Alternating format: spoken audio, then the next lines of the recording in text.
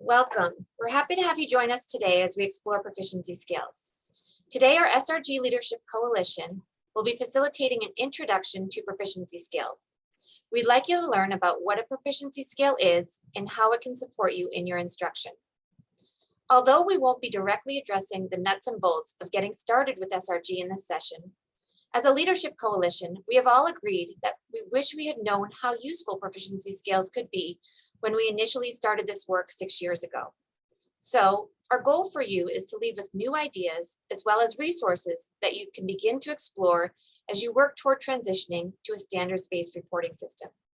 Before we dig in, Jennifer is going to lead us in prayer. In the name of the Father, Son, Holy Spirit, amen. Blessed are the poor in spirit, for theirs is the kingdom of heaven. Blessed are those who mourn, for they will be comforted. Blessed are the meek, for they will inherit the earth. Those who hunger and thirst for righteousness, for they will be filled. Blessed are the merciful, for they will be shown mercy. Blessed are the pure in heart, for they will see God. Blessed are the peacemakers, for they will be called children of God. Blessed are those who are persecuted because of righteousness, for theirs is the kingdom of heaven. Amen. Son, Holy Spirit, amen.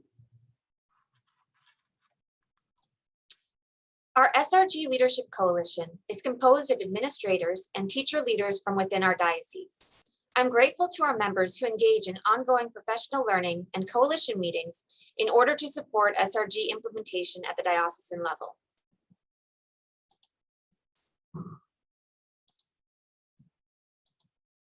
The purpose of our coalition is to provide mentorship to new schools in the process of transitioning to SRG. Is to support and facilitate ongoing professional learning to all schools in SRG implementation. If you don't currently have a mentor from our Leadership Coalition assigned and you are in the process of transitioning to SRG, please let us know and we will match you with one or more of our members. Your mentor can assist you with assessing where you are in the process and use the roadmap we developed so you can identify where you are and where you will be going. The roadmap is continually updated based on the experiences we've had with implementation. You can find it on our website along with other helpful resources. The 21-22 PL focus, we will provide an introduction to schools on proficiency scales using guidance from the text, A Teacher's Guide to Standards-Based Learning. We will do a deeper dive with a consultant from Marzano later in the year, June 14th through the 16th, 2022. Several of us read A Teacher's Guide to Standards-Based Learning this summer, and a few of our schools are currently participating in book studies at our schools using this text. This text really gets to the specifics about how to plan, instruct, and report on student progress in a standards-based system. The sessions we'll be facilitating this year will be aligned to the content within this text. Now Hannah will share today's learning intentions. Hello, for today, we have 2 learning intentions. Our first one, our participants will learn how proficiency scales are structured. And next, they will learn how proficiency scales serve as a framework to organization and instruction.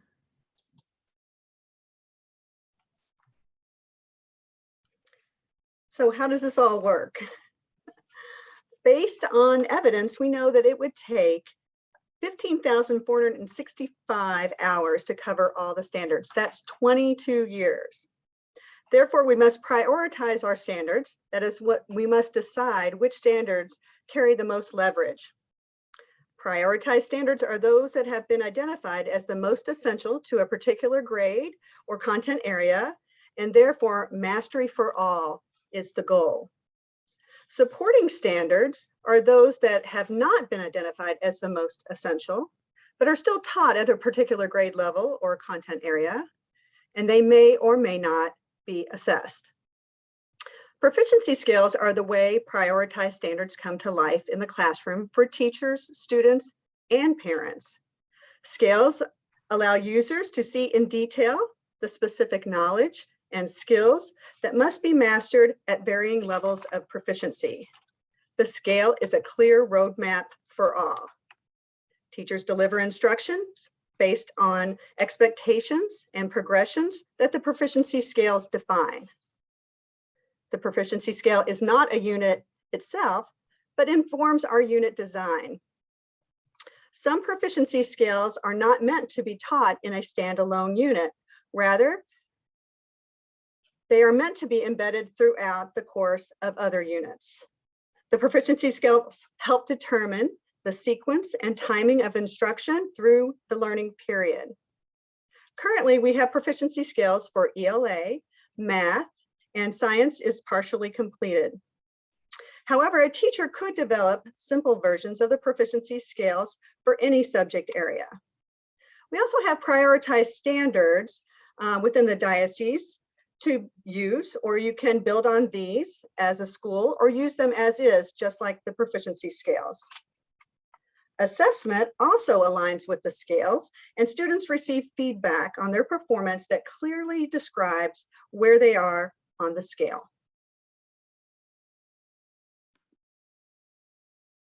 We're going to first define what a proficiency scale is with this description from Dr. Marzano. A proficiency scale, in simplest terms, represents a progression of learning goals with 3 levels of difficulty. Jan Hag, one of the authors from the standards-based learning book mentioned earlier, also referred to a proficiency scale as an enhanced version of a prioritized standard. Scales are closely aligned with our work on teacher clarity, as it provides us with a description of the learning as a clear target. The scale is a tool that displays a collection of related learning targets and scores for determining the current level of performance. The scale showcases the most critical information about a standard or topic and focuses on the content that will be taught and assessed.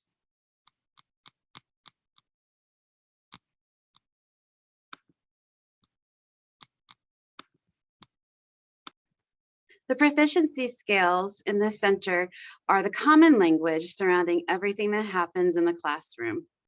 The proficiency scale is the center of communication and understanding, as well as the common language for discussing learning between teacher and student. Proficiency scales are used to determine those priority learning goals and serve as your framework for designing instruction, feedback, assessments, and progress towards mastery. With specific standards in mind, teachers can backwards design units, using proficiency scales as their guides to plan, teach, and assess, and also provide feedback to students. All right, so now this is kind of a look at what a proficiency scale looks like when you're actually doing assessing, and it correlates perfectly to an SRG grading scale. So you'll see the proficiency scale score on the left equates to the standards referenced grading score in the grade book that's on the report card. You'll see in this image that a 3 represents the target content. In SRG, the 3 represents mastery, meaning the student can demonstrate independently with evidence. It then follows the same progression of the grading scale with SRG, where a 2 represents that a student is making progress, and a 1 represents that the student cannot demonstrate the skill without assistance. The 4 is used rarely, since 3 is really the target, and is reserved for students who go beyond the scope of what is taught in class. You will also see that proficiency scales allow for a 0.5 delineation for the content or skills that fill in between the 2 targets. On the next slide, we're going to go over a proficiency scale with the addition of a prioritized standard. So on this proficiency scale, you will see that the prioritized standard is located at the top. Again, you start with the 3. The scale breaks down the target content of that standard. It identifies which skills the student is able to do independently within that particular standard. A 3 is also when the student is able to demonstrate application of those skills. You will see the learning progression that at a level 2, it indicates that a student understands the concepts and vocabulary needed within the standard, but has not reached the application phase yet. Lastly, you will see that the 1 indicates that the student has not reached the 2nd level yet, which therefore means they won't be able to reach the 3 yet as they build upon each other. The 4 again allows for the rare occasion when the student goes above and beyond the scope of what is taught in class. While conceptually this can look confusing at times, it is really the common learning progression all teachers utilize when planning a lesson or a unit. A teacher is assessing for level 3 towards the end of the unit, so the students have all of the skills, vocabulary, and previous knowledge to be successful. We usually begin a lesson with level 2 content and assess periodically along the way as we are aiming for the goal of level 3 proficiency. And lastly, as kind of the culminating buildup, this is an example of an actual proficiency scale with actual standard language. So you can see there's a lot more text in this one. As we've talked about in the last two, with any scale, the place to start at is a level 3, which is at mastery level. And it connects exactly to our SRG grading system. So all proficiency scales, as I said, begin with the standard. But in this case, the standards are kind of grouped together around generating claims and supporting them with evidence and reasoning. So the important piece about the proficiency scales too is that they are meant for the bigger picture. They're not meant to be used in the day-to-day individual assessments or lesson planning. This scale, for example, allows a teacher to appropriately develop a unit of instruction with intentionality. While we want our students to be eventually at a level 3 target, much of our planning and development starts at the level 2. You'll notice that the level 2 provides the more in-depth expectations and necessary foundational knowledge to ensure that students can actually accomplish a level 3.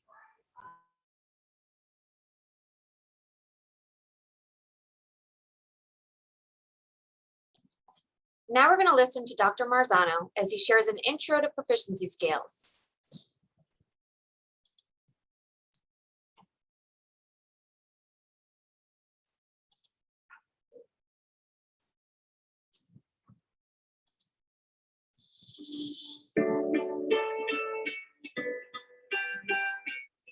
This segment is an introduction to proficiency scales. Now, proficiency scales are really cousins to learning progressions, and the topic of learning progressions has been around for quite a long time. The whole idea of learning progressions is to describe content in terms of where you should start in your knowledge of the content, and then the next step, and then the next step in order to end up where you want to be. Learning progressions were designed to organize content vertically up to the grades, basically K through 12. So they were very general in nature. Now, a proficiency scale is designed to organize content within a grade level. Proficiency scales should be developed for every topic that a teacher wants to address in a given school year. Now, ideally, this is best done by the school, or even better yet, by the district. But individual teachers can create their own proficiency scales too. So for each topic that a teacher is going to address during a given year, there should be a proficiency scale attached to that topic. I've seen as few as 12 or 13 proficiency scales for a given year, and I've seen as many as 40. It all depends on how granular you want to get in terms of tracking how well students are doing on each topic that's being addressed during the school year. Proficiency scales were designed specifically to guide assessments. When they're used to guide assessments, they're very, very powerful. And a lot of things can happen in the classroom that couldn't happen without them. As a matter of fact, classroom assessment changes dramatically. So let's look at the generic form of a proficiency scale first. It's a 5-point scale, starting with the score 4.0 all the way down to score 0 or 0.0, if you will. The fulcrum, or the place where you're shooting for of a scale, is the 3.0 level. That's the target content. Let me explain that a little bit. Many schools and districts have identified the learning targets or learning goals that are important for their students to learn. These learning targets or goals actually fit right into the score at 3.0 slot on a proficiency scale. But what makes a proficiency scale different from just a set of learning targets is that it also articulates what students have to know or to accomplish that target. And also what it would be like to go above and beyond that target. So that's where the score 4.0 and score 2.0 come in. Notice that the score 4.0 says advanced content, and the score 2.0 says simpler content necessary for proficiency. Now, there are two other levels, score 1.0 and score 0 or 0.0 on the scale. Those two levels do not include new content. Score 1.0 means that the student can't demonstrate any knowledge or ability with the content without help, but with help, the student can. And the score 0 means that even with help, the student can't demonstrate that any understanding of the content. Now, as an aside, for me, a student should never get a 0. With help, the student should be able to do something. I think it said something more about the help than the student if you assign a 0. This format with the 4, 3, 2, 1, 0 really took a decade, over a decade actually, to develop. We work with many different types of proficiency scales, and this one seems to resonate well with teachers. It's very straightforward. We're shooting for the target content at the 3.0 level. That's where we want students to be. Score 2.0, that's the simpler content. And score 4.0 is more advanced content. Again, it's very straightforward. So let's take a look at an example of a proficiency scale. This proficiency scale is for 5th grade science and is adapted from the next generation science standards. Notice that it looks different from the generic proficiency scales as shown previously. This scale has half-point scores as well. But let's start with whole point scores first. Remember that score 3.0 is what we're shooting for in terms of student confidence. In this case, what we're looking for is that students can classify materials based on their properties, including magnetism, conductivity, density, and so on. But let's go down to the score 2.0 level. That's the content that the teacher will probably teach directly that is necessary for students to accomplish the score 3.0 level content. In this case, the score 2.0 content involves some vocabulary. Notice the first statement here. Recognize and recall basic vocabulary such as magnetism, conductivity, density, and so forth. But it also includes some basic processes that students should be able to demonstrate. In this case, students should make observations to identify the properties of a material and take measurements to identify the properties of material. Now, we'll have some other examples in a moment, but this is pretty lean and mean in terms of proficiency scales. You can have more elements at the score 2.0 level and more elements at the score 3.0 level. Let's go up to the score 4.0 level. This is going above and beyond what's expected of the students at 5th grade. In this case, the student will solve an engineering problem involving decisions about which material, based on its properties, will best satisfy a set of requirements and constraints. And that's a pretty big task, and the score 4.0 is usually an application task. Imagine that during a school year, the teacher has identified the topics that are going to be taught relative to specific units of instruction. For each topic, that teacher wants to assess in a rigorous way and therefore develops a proficiency scale. Again, ideally, the school or district has created these scales for teachers. But